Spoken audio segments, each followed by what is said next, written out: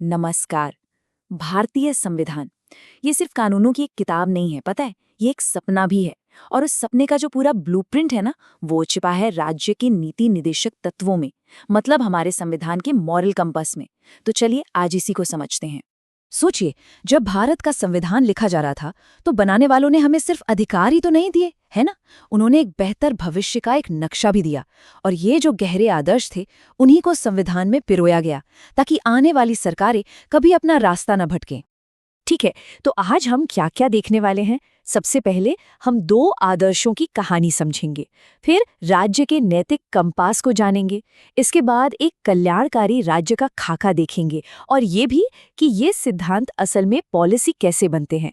और हाँ, आखिर में इनके एक अधूरे एजेंडे पर भी नजर डालेंगे। तो चलिए शुरू करते हैं पहले सेक्शन से।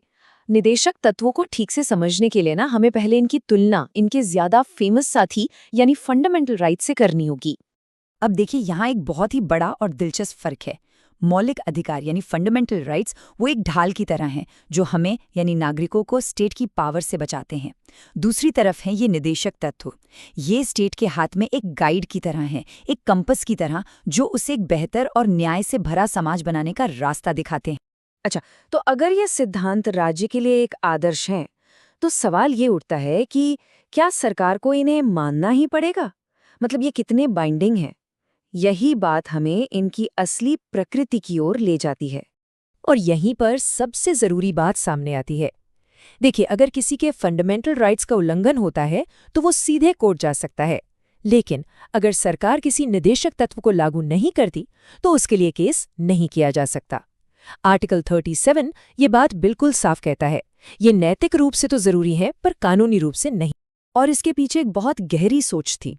जरा सोचिए, एक नया आजाद हुआ देश जिसके पास रिसोर्सेज बहुत कम थे। ऐसे में ये सिद्धांत कोई तुरंत लागू होने वाले कानूनी आदेश नहीं थे, बल्कि भविष्य के लिए बड़े महत्वाकांक्षी लक्ष्य थे। तो ये सिद्धांत आए कहाँ से? देखिए, ये कहीं हवा से नहीं आए। इन्हें लिया गया था आयरलैंड के संविधान से। और इसकी भी एक वजह थी।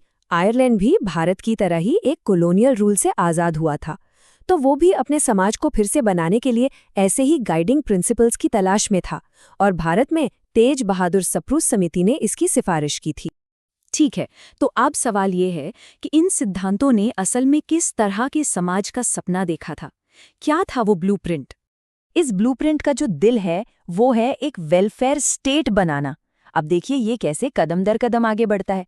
सबसे पहले लोगों के कल्याण को बढ़ावा देना, फिर इनकम और मौके की जो असमानता है उसे कम करना, इसके बाद सभी के लिए रोजी रोटी के साधन पक्के करना, और फिर पुरुषों और महिलाओं दोनों को एक जैसे काम के लिए एक जैसी तनख्वाह की गारंटी देना। और फिर आता है एक बहुत ही जरूरी गांधीवादी सिद्धांत, यानी गांव पंचायतों का संगठन। ये विकेंद्रीकरण मतलब डिसेंट्रलाइजेशन की सोच को दिखाता है, ताकि असली लोकतंत्र और शासन वो बिल्कुल जमीनी स्तर तक, ग्रास रूट्स तक पहुंच सके। अब कुछ आलोचकों ने तो इन सिद्धांतों को भावनाओं का कूड़ा घर तक कह दिया था। लेकिन क्या ये सच में सिर्फ बातें हैं? चलिए इनके असली असर पर एक नजर डालते हैं। एकदम सीधा कनेक्शन देखते हैं।